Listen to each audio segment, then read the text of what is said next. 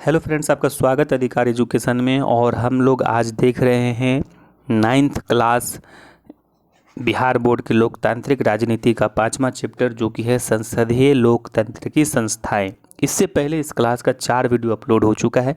अगर आपने नहीं देखा है तो आप जाकर उसे भी इसको देखने के बाद देख लें। और सारे प्ले लिस्ट बना हुआ आप देखेंगे, SCRT बिहार बोर्ड का लोकतांत्रिक राजनीतिक पॉलिटी करके आपको प्ले लिस्ट बना हुआ है। हिस्ट्री का है प्ले लिस्ट बना हुआ है, हिस्ट्री भी आप देख सकते हैं, पॉलिटी देख सकते हैं, PYQ भी है और करंट अफेयर का भी प्ले लिस्ट बना हुआ। सब आप देखते जाएं। और तो चलिए, अपने चैनल को सब्सक्राइब कर लिया होगा, अगर नहीं किया तो आप चैनल को सब्सक्राइब कर लें। तो चलिए शुरू करते हैं। संसदीय लोकतंत्र की संस्थाएं, संवैधानिक संस्थाएं। देखिए, संवैधानिक संस्थाएं जिसका उल्लेख संविधान में है, जिसकी स्थापना संविधान के प्रावधानों के अनुरूप हुआ है, इसके शक्ति का स्रोत संविधान होता है। जैसे राष्ट्रपति, लोकसभा, राज्यसभा, विधानसभा, न्यायपालिका, संघ लोक सेवा आयोग, निर्वाचन आयोग, वित्त आयोग, नियंत्रक एवं महालेखा परीक्षक, ये सभी संवैधानिक संस्थाएं हैं। इसके लिए आपके संविधान में आर्टिकल भी अवेलेबल है, इसलिए संवैधानिक संस्थाएं। अब देखिए, गैर संवैधानिक संस्थाएं क्या है। गैर संवैधानिक संस्थाएं वे है जिसका उल्लेख संविधान में नहीं है, विधायिका द्वारा निर्मित, अधिनियमित द्वारा शक्ति दिया जाता है। जैसे राष्ट्रीय मानवाधिकार आयोग, राष्ट्रीय विकास परिषद, बिहार राज्य के बाल अधिकार संरक्षण, ये सभी जो गैर संवैधानिक संस्थाएं हैं। भारत में यूएसए की तरह संगठनात्मक शासन है और भारत सरकार ने, याद रखिएगा, 1979 में पिछड़ी जाति आयोग का गठन किया था और इसके अध्यक्ष जो थे VP मंडल थे, याद रखिएगा। और इसने अपनी रिपोर्ट दिया था 1980 में, मतलब 1979 में गठन हुआ किसका, पिछड़ी जाति आयोग का, जिसको हम मंडल आयोग भी कहते हैं। BP मंडल इनके अध्यक्ष थे और 1980 में इन्होंने रिपोर्ट दिया था, याद रखिएगा, रिपोर्ट 1980 में दिया था। गठन हुआ था 1979 में। ओके। सामाजिक आर्थिक रूप से पिछड़े वर्गों के लिए 27% आरक्षण की व्यवस्था किया जाए, इन्होंने सुझाव दिया।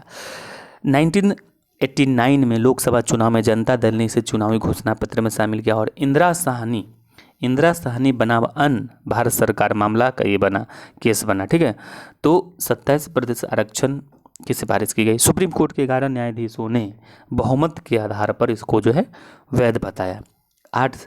8 सितंबर 1993 ईस्वी को कार्मिक एवं प्रशिक्षण मंत्रालय ने आदेश जारी किया और राजनीतिक कार्यपालिका में राष्ट्रपति, प्रधानमंत्री और इसके मंत्रिपरिषद शामिल होते हैं। राष्ट्रपति, प्रधानमंत्री और मंत्रिपरिषद सम्मिलित हैं। राष्ट्रपति कार्यकारिणी प्रधान होते हैं, परंतु सारे कार्य प्रधानमंत्री एवं मंत्रिपरिषद की सलाह से ही करते हैं। अब आइए देखते हैं राष्ट्रपति का चुनाव। निर्वाचन मंडल में कौन कौन होता है, याद रखिएगा। राष्ट्रपति के चुनाव में कौन कौन से भाग लेते हैं, तो संसद के दोनों सदनों यानी कि लोकसभा, राज्यसभा के निर्वाचित सदस्य, याद रखिएगा। जिसका निर्वाचन किया जाता है संसद में वो लोकसभा, राज्यसभा, मनोनीत सदस्य नहीं, याद रखिएगा। जैसे आप जानते हैं ना, राज्यसभा में 12 सदस्यों का मनोनयन किया जाता है, वो संसद के निर्वाचन में भाग नहीं, राष्ट्रपति के चुनाव में भाग नहीं लेगा। तो याद रखिएगा, दोनों सदनों के निर्वाचित सदस्य और राज्य विधानसभाओं के भी निर्वाचित सदस्य, यानी कि निर्वाचन में निर्वाचित सदस्य ही भाग लेंगे। राष्ट्रपति संसद की बैठक बुलाते हैं, स्थगित करते हैं, लोकसभा भंग करते हैं। राष्ट्रपति अध्यादेश जारी करता है, सभी जानते हैं राष्ट्रपति अध्यादेश जारी करता है। अभी कुछ दिन पहले आप देखे थे कि राष्ट्रपति ने अध्यादेश जारी करके जो है कृषि कानून को लागू किया था, जिसका काफ़ी विरोध हुआ था। तो अध्यादेश राष्ट्रपति जारी करता है, दोनों सदनों को संबोधित करता है, वित्त आयोग की नियुक्ति करता है, धन विधेयक को मंजूरी देता है, आपातकाल की घोषणा करता है। ये सब कौन करता है, राष्ट्रपति करता है। ठीक है। अब आइए 44वें संविधान संशोधन। 44वें संविधान संशोधन के अनुसार जो है राष्ट्रपति मंत्रिपरिषद की सिफारिश को फिर से वापस कर सकता है, परंतु मंत्रिपरिषद के द्वारा पुनः विचार के उपरांत राष्ट्रपति को सलाह मानने के लिए बाध्य किया गया। अब आइए देखते हैं संसद। देखिए, संसद किस कहाँ संसद को क्या कहते हैं। जैसे भारत में जानते हैं कि भारत में तो संसद कहते हैं, और अमेरिका में कांग्रेस कहते हैं, इंग्लैंड में पार्लियामेंट कहते हैं, फ्रांस में नेशनल असेंबली कहते हैं, जापान में डाइट कहते हैं, रूस में ड्यूमा कहते हैं। तो संसद का नाम है। भारत में कानून बनाने का अधिकार संसद को है। भारत में कानून कौन बनाता है, संसद बनाता है। संसद के 2 भाग जानते हैं ना, लोकसभा, राज्यसभा है। लोकसभा को हम निम्न सदन कहते हैं, राज्यसभा को उच्च सदन कहते हैं। लोकसभा प्रथम सदन हो गया, राज्यसभा द्वितीय सदन हुआ, ये आप याद रखिएगा। अब देखिए, कुछ देश हैं और उसके जो है संसद को प्रथम सदन, द्वितीय सदन क्या है। देखिए, प्रथम सदन और देश, तब भारत में लोकसभा भारत में है, प्रतिनिधि सभा जो है अमेरिका में है, हाउस ऑफ कॉमन्स जो है इंग्लैंड में है, और द्वितीय जो है सदन, देखिए द्वितीय सदन मतलब राज्यसभा, राज्यसभा भारत में हो गया, सीनेट जो है अमेरिका में होगा, हाउस ऑफ लॉर्ड्स है इंग्लैंड में हो गया, ठीक है ना। चलिए, कानून बनाने का जो प्रस्ताव तैयार किया जाता है उसे हम विधेयक कहते हैं, सभी लोग जानते हैं। और देखिए विधेयक, देखिए विधेयक क्या होता है, दो तरह का होता है। विधेयक जो है दो तरह का होता है ना, एक होता है साधारण विधेयक, एक होता है वित्त विधेयक, ठीक है। तो साधारण विधेयक, वित्त विधेयक। साधारण विधेयक जो होता है ना, प्रथम वाचन में किसी भी सदन में ला सकते हैं, द्वितीय वाचन में फिर क्या होता है, प्रवर समिति के पास विचार के लिए जाता है, और तृतीय वाचन में इस पर मतदान होता है। तो ये याद रखिएगा, प्रथम वाचन में किसी भी सदन में आ सकता है, यानी कि राज्यसभा में भी आ सकता है और लोकसभा में आ जा सकता है साधारण विधेयक। द्वितीय वाचन में क्या होगा, प्रवर समिति के पास जाएगा विचार करने के लिए, और तृतीय वाचन में क्या होगा, मतदान होगा। तो ये याद रखिएगा। उसके बाद जब मतदान हो जाता है तो उसका राष्ट्रपति की स्वीकृति होती है और ये कानून बन जाता है, तो याद रखना है ना। चलिए, शासन देखिए, अब शासन देखिए दो तरह का होता है ना, एक अध्यक्षीय शासन होता है, एक संसदीय शासन होता है। तो अध्यक्षीय शासन कहाँ कहाँ है, अमेरिका में है, ब्रिटेन में है, अमेरिका है, सॉरी ब्रिटेन नहीं है, अमेरिका है, लैटिन देश है, श्रीलंका है और दक्षिण अफ्रीका। और संसदीय शासन जो है भारत में है, इंग्लैंड में है, नेपाल में है, पाकिस्तान में है, इटली में है, जापान में और ऑस्ट्रेलिया में है, ठीक है। और संयुक्त व्यवस्था कहाँ कहाँ, फ्रांस में है और स्विट्जरलैंड में है। तो ये आप याद रखिएगा। भारत में अमेरिका की तरह संघीय व्यवस्था है, राज्यपाल की नियुक्ति राष्ट्रपति करता है, राज्यपाल मुख्यमंत्री को नियुक्त करता है, अन्य नियुक्ति भी करता है राज्यपाल, जैसे राज्य का महाधिवक्ता हो गया, राज्य लोक सेवा आयोग के अध्यक्ष हो गए। राज्यपाल विधान परिषद के 1/6 सदस्यों को मनोनीत करता है, याद रखिएगा, विधान परिषद में राज्यपाल जो 1/6 सदस्यों को मनोनीत करता है विधान परिषद में, याद रखना है ये आपको। और राज्यपाल की सिफारिश पर राष्ट्रपति शासन लगाया जाता है, ये भी आपको याद रखना है। राष्ट्रपति शासन किसके सिफारिश पर लगता है, तो राज्यपाल की सिफारिश पर। वर्तमान में जो है ना 6 राज्यों में विधानमंडल का द्विसदनीय सदन, जैसे यूपी बिहार है, कर्नाटक है, आंध्र प्रदेश है। देखिए हम इसमें भी मैं थोड़ा लिखने के लिए हम भूल गए हैं। देखिए इसको जहाँ तक मुझे याद आ रहा है, एक बार आप इसको मिला लेंगे कि हमने इस तरह से बनाया था कि देखिए यूपी बिहार है, उसके बाद जो है कर्नाटक है, महाराष्ट्र है और एक शायद आंध्र प्रदेश और तेलंगाना है। तो इसको एक बार आप एक बार मिला लीजिएगा, और इस असुविधा के लिए हम आपसे जो है खेद व्यक्त करते हैं। चलिए आगे देखते हैं। संविधान के अनुसार विधानसभा में अधिकतम जो 500 सीट हो सकता है, ये याद रखिएगा, अधिकतम 500 सदस्य हो सकता है और न्यूनतम 60 हो सकता है। आप जानते हैं ना अपने बिहार में जो है विधानसभा में 243 सीट है और विधान परिषद में कितना है, 75 सीट है। विधानसभा के उम्मीदवार हेतु न्यूनतम उम्र कितना चाहिए, 25 वर्ष, और वोट देने के लिए कितना चाहिए, 18 वर्ष, याद रखिएगा। धन विधेयक सिर्फ लोकसभा में पेश होता है, ये याद रखिएगा, इंपॉर्टेंट है। धन विधेयक जो है ना सिर्फ लोकसभा में पेश होगा, लोकसभा में, याद रखिएगा। जो कि साधारण विधेयक जो दोनों में से किसी में पेश हो सकता है। साधारण विधेयक किसी भी सदन में पेश किया जा सकता है, चाहे वो लोकसभा हो या राज्यसभा, है ना। चलिए आगे देखिए, विधानसभा द्वारा ये हम देख रहे हैं, ये पॉइंट हम देख रहे हैं, एक सेकेंड रुकिए, थोड़ा सेट कर लेते हैं। हाँ देखिए, विधानसभा द्वारा पारित विधेयक पर विधान परिषद जो है 4 माह के भीतर अपना अनुमोदन देगा, याद रखिएगा। विधानसभा द्वारा पारित विधेयक पर विधान परिषद जो है 4 माह के भीतर अपना अनुमोदन देने के लिए बाध्य है। धन विधेयक अगर है तो उसके लिए तो 14 दिन में ही उसको अपना अनुमोदन देना होगा, नहीं तो उसको पारित मान लिया जाएगा, ठीक है। आगे देखिए, मंत्रिपरिषद सामूहिक रूप से जो है विधानसभा के प्रति जिम्मेदार है, उत्तरदायी है। अध्यक्ष उपाध्यक्ष विधानसभा अपने सदस्यों में से चुनता है, और विधान परिषद से रिलेटेड अनुच्छेद जो है ना 169 है, इसी के द्वारा जो है बहाल भी किया जा सकता है, समाप्त किया जा सकता है। लेकिन क्या है कि 2/3 बहुमत प्रस्ताव पारित करके पहले विधानसभा में 2/3 बहुमत से उसको पारित किया जाएगा, उसके बाद उसको जो है संसद में भेजा जाएगा, उसके बाद इसको समाप्ति या गठन किया जा सकता है, ठीक है ना।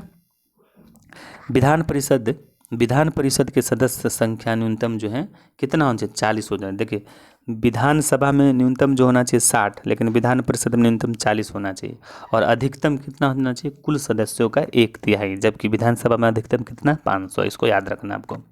अपने बिहार में जो है विधान परिषद 75 है और विधानसभा का 243 है, ठीक है।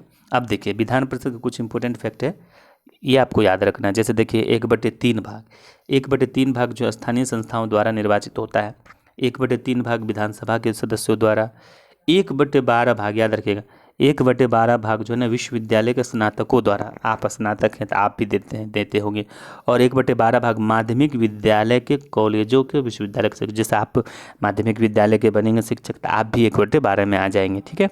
और 1/6 भाग राज्यसभा के द्वारा मनोनीत किए जाते हैं, याद रखिएगा 1/6 भाग। विधान परिषद याद रखिएगा कि ये अस्थाई सदन है ना, प्रति 2 वर्ष पर जो है 2/3 सदस्य स्थान छोड़ते हैं और प्रत्येक सदस्यों का निर्वाचन 6 वर्ष के लिए होता है। विधान परिषद में 6 वर्ष के लिए और विधानसभा में कितने वर्ष के लिए, 5 वर्ष के लिए। तो ये आपको याद रखना है। विधानसभा द्वारा पारित विधेयक विधान परिषद के पास भेजा जाता है और 3 माह के भीतर विचार इसको करना है।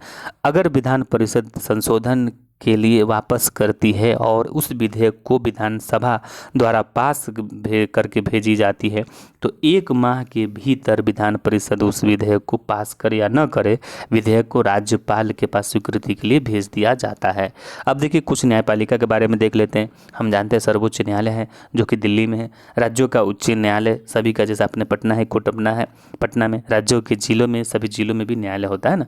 अब देखिए सर्वोच्च न्यायालय है ना, सर्वोच्च न्यायालय के नीचे उच्च न्यायालय, सर्वोच्च न्यायालय के नीचे उच्च न्यायालय होता है। उच्च न्यायालय देखिए क्या क्या है, 3 न्यायालय मध्य, फौजदारी न्यायालय, दीवानी न्यायालय और राजस्व न्यायालय, याद रखिएगा। फौजदारी न्यायालय को सेशन कोर्ट कहते हैं, सेशन कोर्ट के समकक्ष जो दीवानी न्यायालय होता है उसको डिस्ट्रिक्ट कोर्ट कहते हैं, और डिस्ट्रिक्ट जज कोर्ट के समकक्ष जो राजस्व न्यायालय होता है उसको बोर्ड ऑफ रेवेन्यू कहते हैं ना। उसके सेशन कोर्ट के नीचे आता है चीफ जुडिशियल मैजिस्ट्रेट, और उसके नीचे आ जाता देखिए मजिस्ट्रेट प्रथम श्रेणी, उसके नीचे द्वितीय श्रेणी, उसके नीचे एग्जीक्यूटिव मजिस्ट्रेट, और उसके नीचे लास्ट में ग्राम कचहरी आ जाता है। ये जो कि सब आप लोग के क्रम में भी एक ग्राम कचहरी होगा, है ना। चलिए अब इसने हमने देख लिया डिस्ट्रिक्ट जज कोर्ट के नीचे सब जज कोर्ट होता है, उसके नीचे मुंसिफ कोर्ट होता है, उसके नीचे एडिशनल मुंसिफ कोर्ट होता है, इसके नीचे ग्राम कचहरी होता है। ये देखिए यही जो खूबसूरती है ना अपने बिहार एनसीईआरटी बोर्ड का जो ना खूबसूरती है, आप एनसीईआरटी बोर्ड में इस तरह से डिटेल नहीं दिया गया है। मैंने तो दोनों बुक का डीपली अध्ययन किया है, एनसीईआरटी का और एससीईआरटी का भी। एनसीईआरटी का तो मैं करीब 10 साल से मैंने अध्ययन कर रहा हूँ, उसके लिए करता रहता हूँ हर साल। राजस्व न्यायालय में देखिए बोर्ड ने ऑफ रेवेन्यू हो जाएगा, उसके नीचे एडीएस कोर्ट हो जाएगा, एडीएम कोर्ट हो जाएगा, उसके नीचे डीएसएलआर कोर्ट हो जाएगा, उसके नीचे अंचलाधिकारी का कोर्ट हो जाएगा, ठीक है ना, अंचलाधिकारी का कोर्ट हो जाएगा। तो देखिए हम बता रहे थे आपको कि हम तो एनसीईआरटी काफ़ी समय से पढ़ा रहे हैं, और इस बार जो एससीईआरटी भी पढ़ने का मौका मिला तो एससीईआरटी मैंने देखा कि यार एनसीईआरटी से बेहतर बुक है, बहुत सारे इसमें इन्फॉर्मेशन है। अगर आप बिहार के किसी भी एग्जाम की तैयारी करते हैं तो आपको मैं कहूँगा कि आप एनसीईआरटी ना पढ़ें, आप एससीईआरटी ही पढ़ें। अगर आपने एससीईआरटी का 6 to 12 पढ़ लिया ना, सच कहता हूँ आपका सिलेक्शन कोई नहीं रोक सकता। बहुत सारी इन्फॉर्मेशन है जो एग्जाम के पॉइंट ऑफ व्यू से बहुत जरूरी होता है। एनसीईआरटी में तब लैंग्वेज सिर्फ दे दिया गया, लेकिन एग्जाम जो होते हैं उसमें फैक्ट पूछे जाते हैं, फैक्चुअल पूछे जाते हैं। तो अभी भी अपने बिहार का जो बुक है एससीईआरटी बुक ना फैक्चुअल है और काफ़ी फैक्ट है, मैंने देखा बहुत सारे इन्फॉर्मेशन इसमें। चलिए, और ये आपका सीरीज ही चल रहा है एससीईआरटी का, आपके लिए हम बना रहे हैं। तो चलिए आगे देखते हैं। एक चीज़ और याद रखिएगा आप इसमें कि अपने भारत में जो है ना एकीकृत न्यायालय व्यवस्था है ना, एकीकृत न्यायालय व्यवस्था, और जबकि यूएसए में संघीय न्यायालय। अब देखिए एकीकृत न्यायालय संघीय न्यायालय का सुनिए, एकीकृत जैसे हमारा सब एक दूसरे से जुड़ा हुआ कोर्ट है ना, और सुप्रीम कोर्ट का निर्णय अंतिम होता है और सबको मानना पड़ता है। लेकिन क्या है कि अमेरिका में ऐसा नहीं है, अमेरिका में अलग अलग न्यायालय है, मतलब सेंट्रल का अलग है, राज्य का अलग है, ठीक है। अब देखिए सुप्रीम कोर्ट से क्वेश्चन आपको रहेगा कि देखिए सुप्रीम कोर्ट का आपको याद इसमें ये रखना है, क्या क्या याद रखना है आपको, मैं बताऊं आपको कि सुप्रीम कोर्ट की स्थापना 26 जनवरी 1950 को हुआ था, याद रखिएगा। और दिल्ली में, नई दिल्ली में सभी लोग जानते हैं।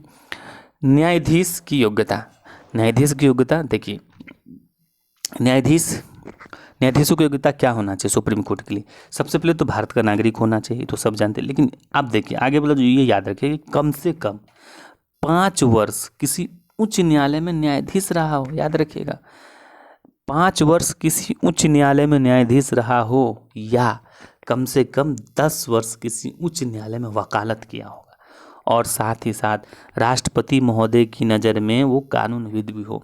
तो ये है न्यायाधीशों की योग्यता, ठीक है, सुप्रीम कोर्ट के न्यायाधीशों की योग्यता। और इसकी नियुक्ति कौन करता है, राष्ट्रपति के द्वारा, और उम्र ये 65 वर्ष तक रहता है सुप्रीम कोर्ट में। महाभियोग से इसे हटाया जा सकता है। संसद के दोनों सदन में अलग अलग कुल सदस्यों की बहुमत तथा सदन में उपस्थित और मतदान करने वाले को 2/3 बहुमत से पास होना चाहिए, है ना। अब देखिए कुछ क्षेत्राधिकार, देखिए कोर्ट के जो है ना, तो क्षेत्राधिकार जैसे आप जानते हैं सुप्रीम कोर्ट है, हाई कोर्ट है, तो इसके अपने अपने क्षेत्र हैं। तो इसको देखिए और यहाँ से क्वेश्चन खूब बनता है। देखिए क्षेत्राधिकार में क्या है, एक होता है प्रारंभिक क्षेत्राधिकार, इसमें ये पूछा जाता है, जैसा दे दिया जाएगा, बोलेगा ये बताइए कौन सा अधिकार है, प्रारंभिक क्षेत्राधिकार है कि क्या है, सलाहकारी अधिकारी, इस तरह से। तो प्रारंभिक क्षेत्राधिकारी में क्या होता है, 2 या अधिक राज्यों के मध्य विवाद, केंद्र राज्यों के मध्य विवाद, मौलिक अधिकारों से संबंधित मामले, ये प्रारंभिक क्षेत्राधिकार है, याद रखिएगा। सर्वोच्च न्यायालय संविधान का रक्षक है, ये भी आपको याद रखना कि सर्वोच्च न्यायालय जो संविधान का रक्षक है। और सुप्रीम कोर्ट का परामर्शदात्री क्षेत्राधिकार भी है। परामर्शदात्री का मतलब है कि अगर राष्ट्रपति सुप्रीम कोर्ट से सलाह परामर्श मांगता है तो वो सुप्रीम कोर्ट को देना पड़ता है। एक चीज़ और जानिए, ये सुप्रीम कोर्ट के लिए जो है कंपलसरी भी नहीं, बाध्य भी नहीं कि उसको देना ही पड़ेगा। और दूसरी बात है कि जब ये परामर्श दे तो राष्ट्रपति भी इसके लिए बाध्य नहीं कि वो मानेगा ही, याद रखिएगा। अब देखिए अपीलीय क्षेत्राधिकार भी है, आप अपील करते हैं जाकर सुप्रीम कोर्ट में, आपका अगर मौलिक अधिकार का हनन होता है। मौलिक अधिकारों की रक्षा के लिए, मौलिक अधिकारों की रक्षा के लिए आदेश यानी कि रीट जारी होते हैं। रीट 5 प्रकार के जारी होते हैं, याद रखिएगा। और मैं कहूँगा कि क्रम भी याद रखिए, कभी कभी क्रम भी पूछे, यूपीएससी वगैरह में क्रम पूछ दिए जाते थे।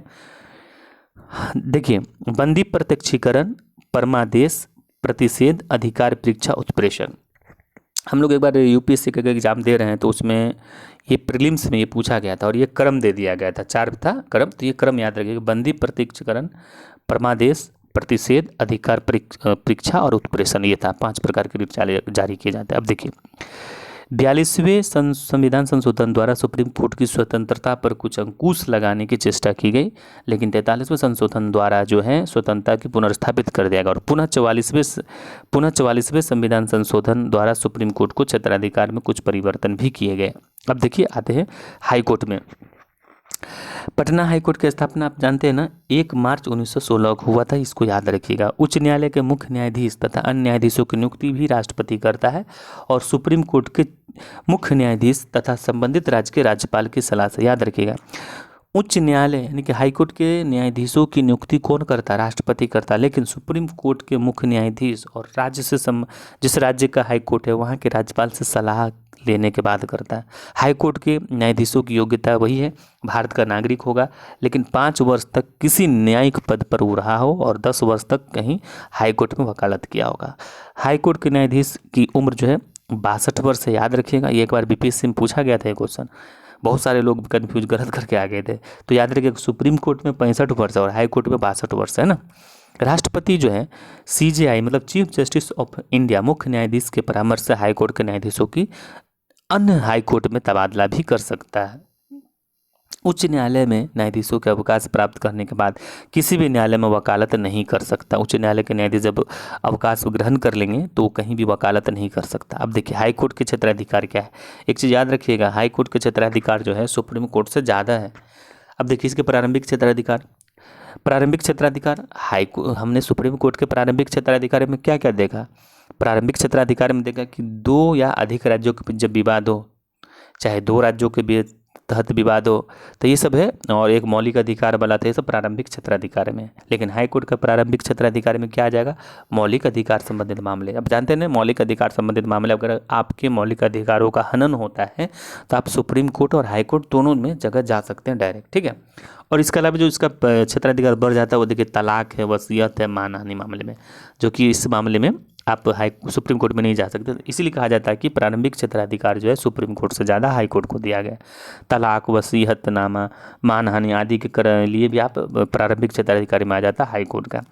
एक है अपीलीय क्षेत्राधिकार, अधीनस्थ न्यायालयों के विरुद्ध आप जो है मुकदमे की अपील कर सकते हैं। और उसमें भी सुप्रीम कोर्ट में भी अपीलीय अधिकार में कि अगर आप उसके अधीनस्थ न्यायालयों के निर्णय के विरुद्ध आप अपील कर सकते हैं।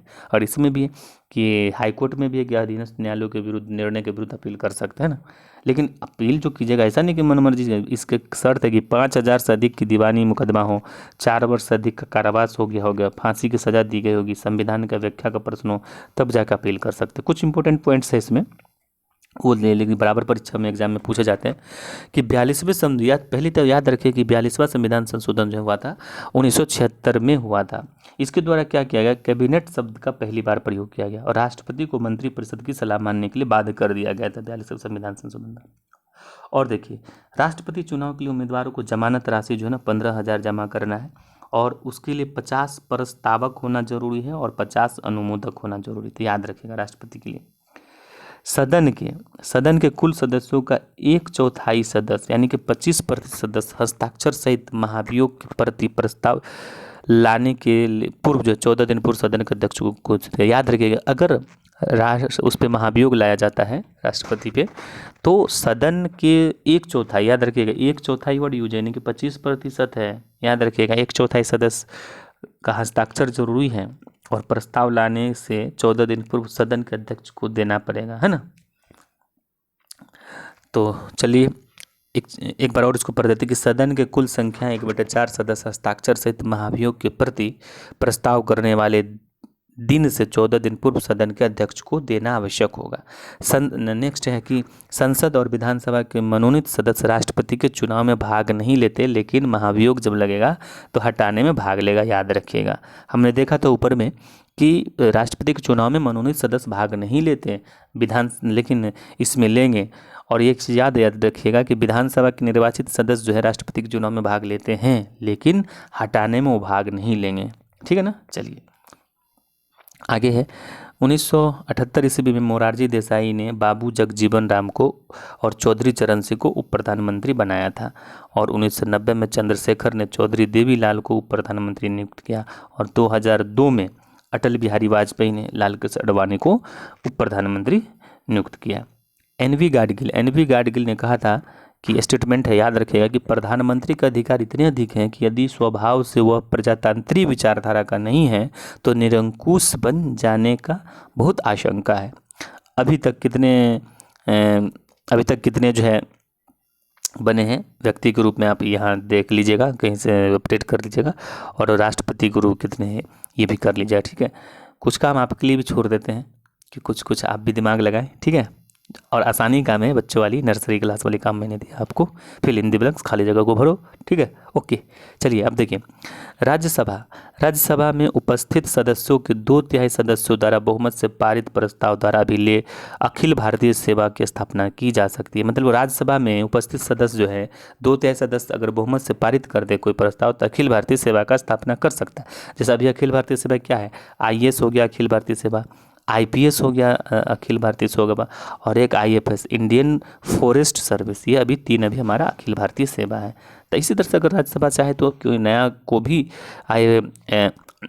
अखिल भारतीय सेवा ऑल इंडिया लेवल की सेवा बना सकता है, लेकिन क्या है कि 2/3 सदस्यों द्वारा उसको पारित करना पड़ेगा। लोकसभा में निर्वाचन सदस्यों की अधिकतम संख्या 550 हो सकता है और 550 है ना निर्वाचित सदस्य। देखिए लोकसभा में निर्वाचित सदस्यों की अधिकतम संख्या 550 निश्चित है, जिसमें 530 जो है संघ राज्य से होंगे और 20 जो है ना संघीय क्षेत्र से, याद रखिएगा 20 संघीय क्षेत्र मतलब जो केंद्र शासित प्रदेश हो गए हैं उससे।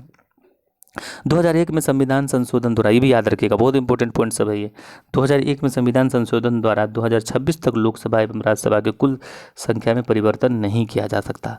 लोकसभा अध्यक्ष और राज्यसभा के सभापति को निर्णायक मत देने का अधिकार होता है। निर्णायक मत का अधिकार का मतलब ये हुआ कि अगर कोई चीज़ पर मतदान होता है और विपक्ष दोनों तरफ से जो है बराबर मतदान हो जाता है तो लोकसभा अध्यक्ष राज्यसभा के जो सभापति हैं वो मत दे सकते, निर्णायक मत, और देगा तो बनेगा, क्योंकि देखिए ऑब्वियसली जो होगा लोकसभा अध्यक्ष हो चाहे राज्यसभा का सभापति हुए जो है सत्तारूढ़ पार्टी के से जुड़े होते हैं, तो सत्तारूढ़ पार्टी के पक्ष में वोट करेंगे और वो पास हो जाता है। दोनों सदनों के संयुक्त बैठक की अध्यक्षता लोकसभा अध्यक्ष करता है और संयुक्त बैठक सिर्फ साधारण विधेयक पर ही होगा, तो याद रखिएगा सिर्फ साधारण विधेयक पे। तो फ्रेंड्स ये भी कंप्लीट होता है और ये वीडियो कैसा लगा आप मुझे ज़रूर बताएंगे, और चैनल को सब्सक्राइब नहीं किए तो चैनल को सब्सक्राइब कर लें, बेल आइकन को दबाएं ताकि जब भी वीडियो अपलोड हो आपको इसकी सूचना मिल जाए। वीडियो देखने के लिए बहुत बहुत धन्यवाद।